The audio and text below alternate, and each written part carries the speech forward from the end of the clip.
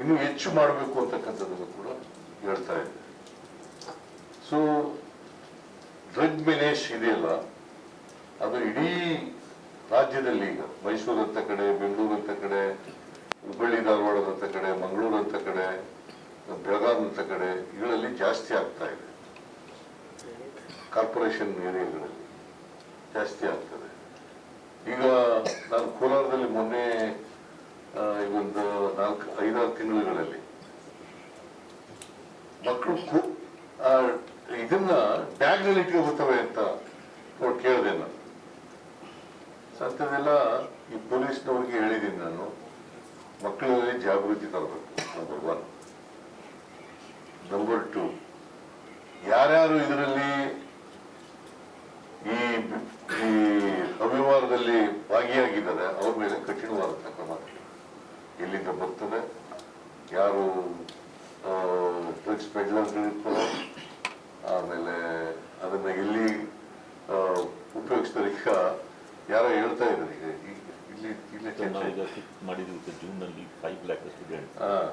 ಆ ಟ್ಯಾಬ್ಲೆಟ್ಗಳು ಚಾಕ್ಲೇಟ್ಗಳನ್ನ ಫ್ರೀಯಾಗಿ ಕೊಟ್ಬಿಡೋದು ಸ್ವಲ್ಪ ದಿನ, ಆಮೇಲೆ ದುಡ್ಡು ವಸೂಲು ಮಾಡೋದು.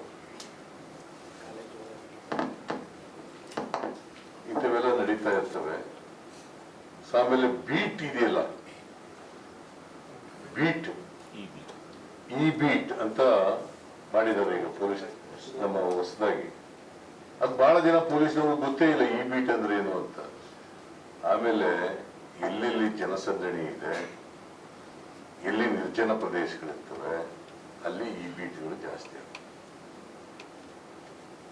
ಜೊತೆಗೆ ಪೊಲೀಸ್ನವರು ಪ್ರೆಸೆನ್ಸ್ ಇರಬೇಕು, ಯೂನಿಫಾರ್ಮ್ ನಲ್ಲಿ ಪ್ರೆಸೆನ್ಸ್ ಇರಬೇಕು, ಭಕ್ತಿನಲ್ಲಿ ತಿರುಗಾಡೋದಲ್ಲ.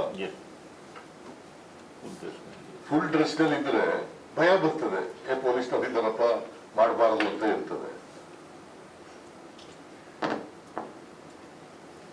ಈಗ ಯಾರಿಗೂ ಚಾಕು ಹಾಕ್ಬಿಡ್ತದೆ, ಪೊಲೀಸ್ನವ್ರು ಇದ್ರೆ ಹಾಕ್ತಾರ? ಇನ್ಯಾರ ಹತ್ರ ಚೈನ್ ಸ್ನ್ಯಾಚಿಂಗ್ ತಗೊಂಡು ಮಾಡ್ತಾರೆ, ಪೊಲೀಸ್ನವ್ರು ಇದ್ರು ಮಾಡ್ತಾರ? ಹಗಲು ಕನ್ನ ಹೊಡೆದು ಕನ್ನ ಯಾರ ಮನೇಲಿ ಇರೋದೆಲ್ಲ ನೋಡ್ಕೊಂಡು ಮನೆ ನುಗ್ಬಿಡ್ತಾರೆ, ಕನ್ನ ಹಾಕ್ತಾರೆ. ಇಂಥವೆಲ್ಲ ನಿಲ್ಲಿಸ್ಲಿಕ್ಕೆ ಸಾಧ್ಯ ಆಗ್ತದೆ. ಅದರಿಂದ ಪೊಲೀಸ್ನವ್ರಿಗೆ ಇವತ್ತು ಬಹಳ ನಾನು ಕಠಿಣವಾಗಿ ಇನ್ಸ್ಟ್ರಕ್ಷನ್ಸ್ ಕೊಟ್ಟಿದ್ದೀನಿ, ಹೋಮ್ ಮಿನಿಸ್ಟರ್ ಕೂಡ ಕಠಿಣವಾಗಿ ಕೊಟ್ಟಿದ್ದೀನಿ. ಮತ್ತೆ ಕ್ರೈಮ್ ಸಂಖ್ಯೆ, ಕ್ರೈಮ್ಗಳು, ಅಪರಾಧಗಳು ಕಡಿಮೆ ಆಗ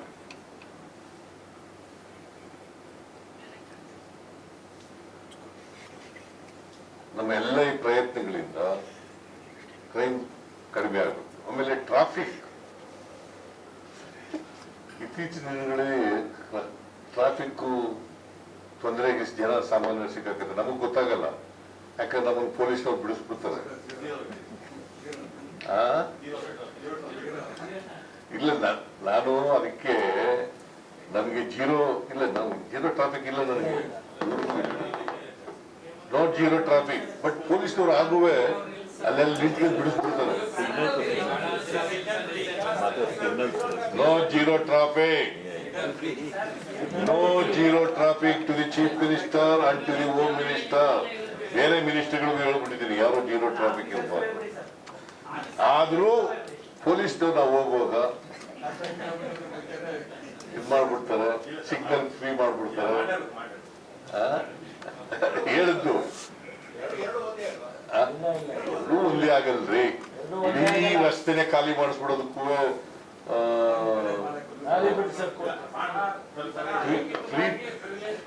ಟ್ರಾಫಿಕ್ ಫ್ರೀ ಅಂತಂದ್ರೆ ನಾವು ಹೋಗೋ ದಾರಿನೆಲ್ಲ ನೀವು ನೋಡಿದಿರಲ್ಲ. ಈಗ ಪ್ರೈಮ್ ಮಿನಿಸ್ಟರ್ ಹೋಗ್ತಾ ಇರ್ತಾರೆ, ದಾರಿ ಇರ್ತಾರೆ, ಯಾರಾದ್ರು ದಾರಿಗೆ ಹೋಗ್ತಾರ? ಗವರ್ನರ್ ಹೋಗ್ತಾರೆ, ಯಾರು ಹೋಗ್ತಾರ? ನೀವು ತಿಳ್ಕೊಂಡಿರೋದಂಗೆ ನಾನು ನೋಡಪ್ಪ, ನಾನು ಇವತ್ತು ನಿಮ್ಮ ಮೂಲಕನೂ ಹೇಳ್ತಾ ಇದ್ದೀನಿ, ಜನರಿಗೂ ಹೇಳಿದ್ದೀನಿ, ಪೊಲೀಸ್ನವ್ರಿಗೂ ಹೇಳಿದ್ದೀನಿ, ಎಲ್ರಿಗೂ ಹೇಳಿದ್ದೀನಿ, no zero traffic to the chief minister and the home minister.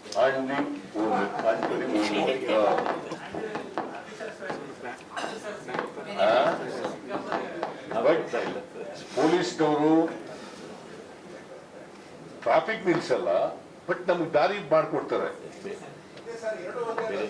ಎರಡೂ ಒಂದೇ ಆಗಲ್ರಿ, ಎರಡೂ ಒಂದೇ. ಈಗ ಸಿಗ್ನಲ್ಗಳಲ್ಲಿ ಎಲ್ಲ ವೆಹಿಕಲ್ಗಳು ತಡೆದು ಬಿಡ್ತಾರೆ, ನಮ್ಗೆಲ್ಲ ಫ್ರೀ ಬಿಟ್ಬಿಡ್ತಾರೆ ಎಲ್ಲ ರಸ್ತೆಗಳನ್ನೆಲ್ಲ. ಜೀರೋ ಟ್ರಾಫಿಕ್ ಅಂತಂದ್ರೆ ಜೀರೋ ಟ್ರಾಫಿಕ್ ಇಲ್ಲದೆ ವೆಹಿಕಲ್ಗಳು ಬಿಡ್ತಾರೆ, ಎಲ್ಲೆಲ್ಲಿ ನಮಗೆ ಅಡಚಣೆ ಇದೆ ಅಲ್ಲೆಲ್ಲ ಮಾಡ್ಬಿಡ್ತಾರೆ. ಸೊ ಅದು ಒಂದೇ ಆಗಲ್ಲ. Zero traffic is different. ನಾನು ಅದನ್ನೂ ಮಾಡಬೇಡಿ ಅಂತ ಹೇಳ್ತೀನಿ ಪೊಲೀಸ್ನವ್ರು. ಈಗ ನಿಮ್ಗೆ ಹೆಂಗೆ ಇರ್ತದೆ ಮಾಡ್ತಾರೆ ಹಂಗೆ ನಮಗೂ ಮಾಡ್ತೀವಿ.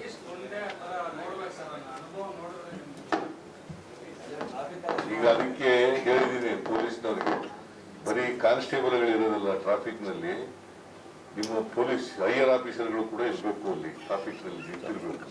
ಬರೀ ಆಫೀಸರ್ ಕೂತ್ಕೊಂಡು ಪಂಕ ಕೆಳಗಡೆ ಕೂತ್ಕೊಂಡು ಇರೋದಲ್ಲ.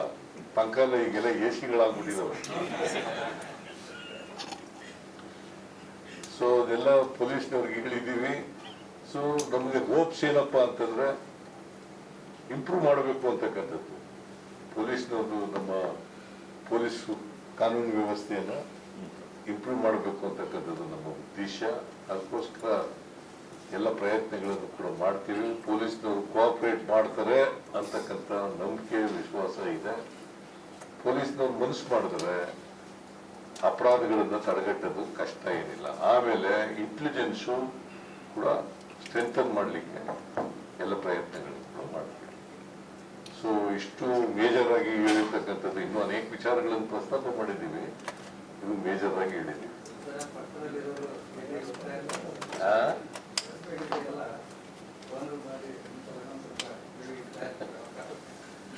ಮಾಡ್ಲೇಬೇಕಲ್ಲ. ಏನು ಟ್ರಾನ್ಸ್ಫರ್ದು ಹೇಳಿದ್ದೀನಿ.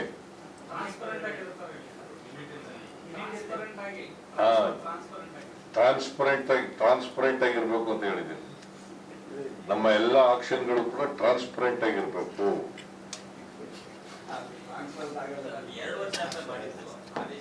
ಪ್ರಯತ್ನ ಮಾಡ್ಬೇಕಲ್ರಿ. ಆಗದೇ ಇಲ್ಲ ಅಂದ್ರೆ ಆಗೋದಿಲ್ಲ. ಏನುವೆ ಪ್ರಯತ್ನನೇ ಮಾಡದೆ ಹೋದ್ರೆ ಏನು ಆಗದೇ ಇಲ್ಲಪ್ಪ ಅಂತ ಬಿಟ್ಬಿಟ್ರೆ ಆಗತ್ತಾ? ಪ್ರಯತ್ನ ಮಾಡಬೇಕು. So we are trying hour level best.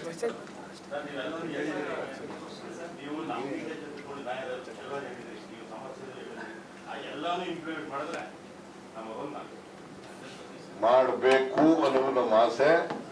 ಯಾರಾದರೂ ಡೆಲಿಬರೇಟ್ ಆಗಿ ಅಶಿಸ್ತಿಂದ ನಡ್ಕೊಂಡ್ರೆ, ಕರ್ತವ್ಯ ಲೋಪ ಮಾಡಿದ್ರೆ ಅವ್ರ ಮೇಲೆ ಮುಲಾದಿ ಇಲ್ಲದೆ ಆಕ್ಷನ್ ತಗೋತೀವಿ. ನಾನು ಕೆಳಗಡೆಯಿಂದ ಬಂದಿರೋನೆ. ಎಮ್ಮೆ ಬೇಯಿಸ್ಕೊಂಡು, ಕುರಿ ಬೇಯಿಸ್ಕೊಂಡು, ಹೋಟ್ಲಲ್ಲಿ ಸಾಂಬಾರ್ ತಗೊಂಡು ಊಟ ಮಾಡಿ ಅನ್ನ ಬೇಯಿಸ್ಕೊಂಡು ಎಲ್ಲ ಬಂದಿರೋದು.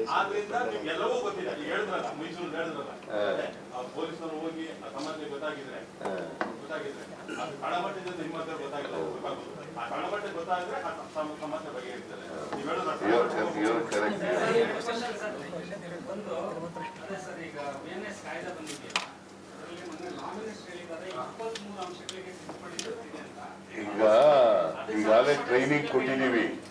ಒಂದು ಕೈಪಿಡಿನೂ ಕೂಡ ಹೊರಡಿಸಿದ್ದೀವಿ. ಎಲ್ಲ ಪೊಲೀಸ್ ಸ್ಟೇಷನ್ಗೂ ಕೂಡ ಬಂದಿದ್ದೀವಿ. ಕೈಪಿಡಿ ಕೊಟ್ಟಿದ್ದೀವಿ, ಟ್ರೈನಿಂಗ್ ಕೂಡ ಕೊಟ್ಟಿದ್ದೀವಿ. 3 ಸಾರಿ ಟ್ರೈನಿಂಗ್ ಕೊಟ್ಟಿದ್ದೀವಿ. ಸೊ ಅದನ್ನ ಹೊಸ ಕಾಯ್ದೆ ಈಗ ಜುಲೈ 1ರಿಂದ ಇಂಡಿಯನ್ ಎವಿಡೆನ್ಸ್ ಆಕ್ಟ್ ಅಷ್ಟೊಂದು ಬದಲಾವಣೆ ಆಗಿಲ್ಲ. ಇಂಡಿಯನ್ ಪೀನಲ್ ಕೋಡ್ ಅಷ್ಟೊಂದು ಬದಲಾವಣೆ ಇಲ್ಲ. CRPC ಬದಲಾವಣೆ ಆಗಿಲ್ಲ.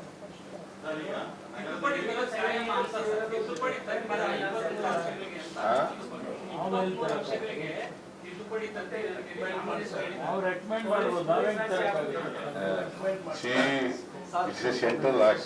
Evidence Act, CRPC, IPC, they're all central acts. 1816 ನಲ್ಲಿ ವಾದವು 1860 ಬ್ರಿಟಿಷ್ನವ್ರ ಕಾಲದಲ್ಲಿ ಆಗಿತ್ತು.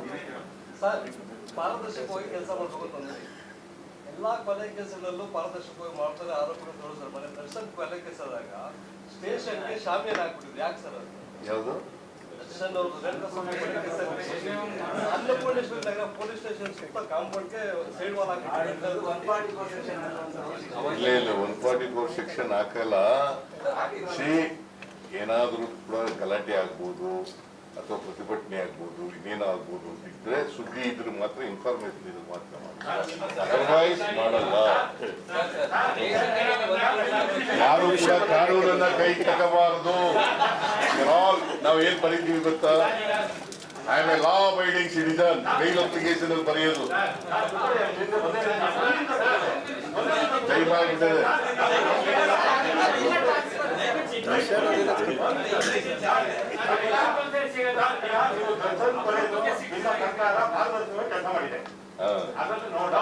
Thank you thank you.